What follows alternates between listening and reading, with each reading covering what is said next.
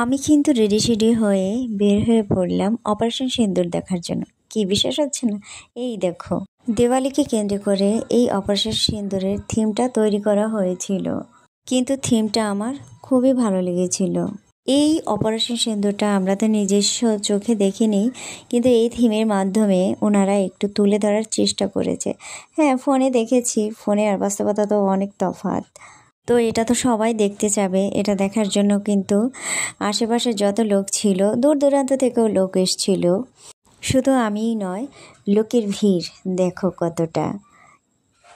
এর সঙ্গে কিন্তু মেলাও ছিল, ছোট্টখাট্ট একটা মেলা, যেটা দেখার জন্য আমি রওনা হয়ে পড়লাম মেলার দিকে। এখানে ছোট বড় হরেক রকমের দোকান বসেছিল।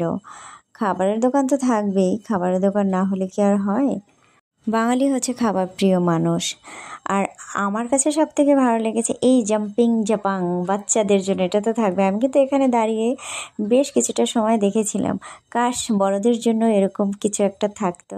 একটু খেয়ে নিলাম, খাওয়ার পরে জিলাপি নিয়ে বাসায় টাটা।